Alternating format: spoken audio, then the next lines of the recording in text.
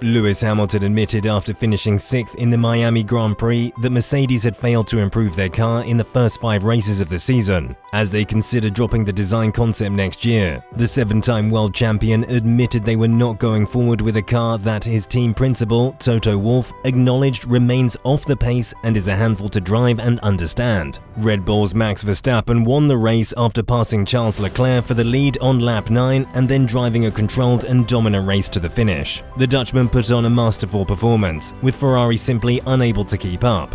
In doing so, he closed the championship gap to Leclerc by 19 points. Mercedes had brought their first major upgrades of the season to Miami, hoping to take the necessary incremental steps to extract more from their car, which is still suffering from the violent porpoising on the straights that has prevented them from unlocking its potential after 5 races. Hamilton did have a better qualifying performance, finishing 6th, and he and teammate George Russell finished 6th and 5th in the race respectively. However, they are still up to nearly a second per lap slower than the leaders, and Hamilton claims that the hoped-for improvement was not discovered in Miami. Unfortunately, we are at the same speed as we were in the first race. We haven't improved in these 5 races, but I am hopeful. We have to keep trying and keep working hard. The British driver, who is used to competing at the front for wins and the championship, has had a completely different battle this season. At best, Hamilton's car is 3rd fastest, but he has frequently found himself in a midfield battle the likes of which he has rarely had to endure in his entire career. A challenge he is taking on with a long season of 18 races ahead of him. It's still racing. It's just a different perspective, a different point of view. You want to try and go forward, but it is difficult when you are not going forwards. It is what it is, but it's an experience for sure. Mercedes believes this year's car still has the potential to be very fast if their issues are resolved, despite the fact that Hamilton has already written off his title chances. Their mission was rewritten in Miami, with its unpredictable nature exposed. Russell was fastest in second practice, but said he didn't feel confident in the same car during qualifying, finishing 12th. This year, the world champions witnessed the performance they had always imagined was possible in their car for the first time.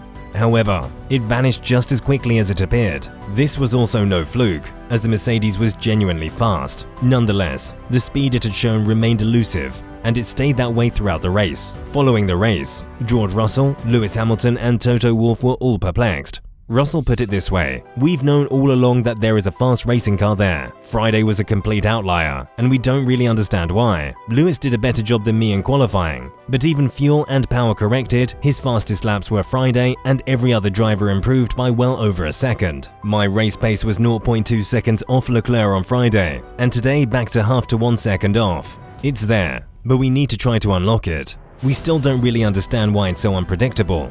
Toto is throwing the word diva around, but that's a bit of an understatement. This weekend is when we have shown the most amount of promise, but we are still a long way off. The German automaker debuted several new features at the Miami event, including a revised front wing end plate and a low downforce rear wing package. It appeared to be the magical key that unlocked the potential Mercedes still believes is in the car on Friday. The rest of the weekend, however, proved that they simply do not understand what's going on. Wolff was asked after the race if it was fair to say the team was lost. He avoided providing a specific answer, instead implying that the team is still unsure of the problem. There is potential in the car, and she is fast, but we just don't understand how to unlock the potential. It is a car that is super difficult to drive, dipping in and out of the performance window, more out than in, and dissecting the data with a scalpel is a painful process. The data sometimes doesn't show what the driver tells us, and suddenly they have their hands full with a car that is not nice, comfortable, or predictable to drive. Mercedes' problems are caused by the vehicle's flaw. It's flexing uncontrollably, which causes the porpoising,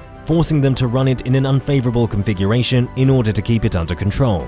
There was some speculation that the lower drag rear wing brought to the venue might aid in reducing the porpoising by removing the aerodynamic load from the car. The Mercedes engineers, however, were never persuaded, and Miami proved them wrong. The car was much faster and had less porpoising on Friday. The porpoising was back on Saturday morning, but the pace had slowed.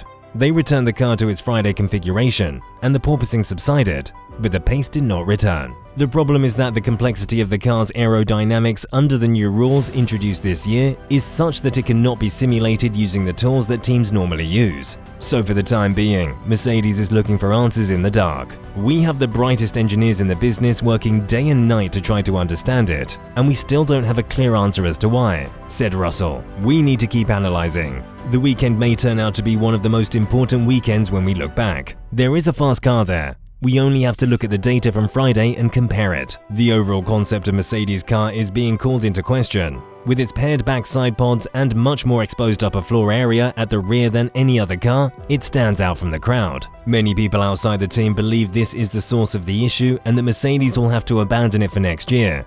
But Wolff has denied this. If you walk through the grid, you can see our floor edges stick out much wider than everyone else's, and that gives it much more scope of possible instability. And I think that is where our concept varies. Clearly the Barcelona launch car is much slower on paper, but we need to find out how we can make the current car work predictably for the drivers. Russell, on the other hand, believes in the car concept. We showed on Friday we have a fast car. There is a fast car there, and I have total faith and confidence it is in there somewhere, and we just need to understand how to unlock it. I think we can find chunks and chunks and chunks of lap time if we just find that killer key to get in that perfect spot. I am not sure if that will be the next race, but the guys are working day and night back at the factory to find the solution, and we all believe we can, so we have got to stick to our guns. Keep pushing down this direction, and it is going to be a number of races before we say we need to go a different way.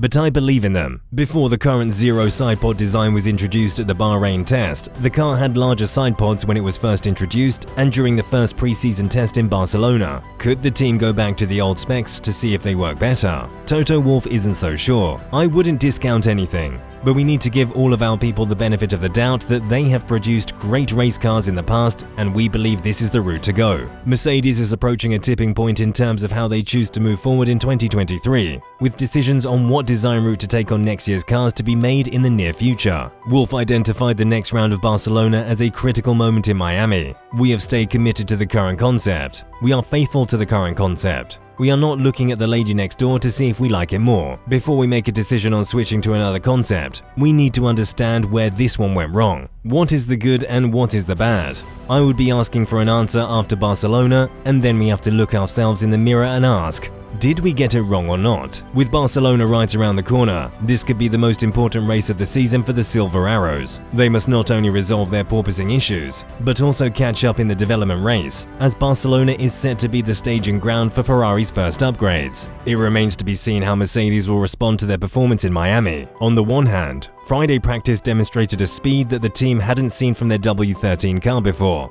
But on the other hand, that speed vanished as quickly as it had appeared, leaving the team more perplexed than ever. What are your thoughts on Lewis Hamilton's warning to Mercedes? And is their concept truly unworkable? Can Mercedes turn their fortunes around in another crucial Grand Prix in Barcelona? We'd love to hear from you in the comment section below. Thank you for watching. If you like the video, please consider liking and subscribing to the channel. And don't forget to click the bell icon to be notified of future videos.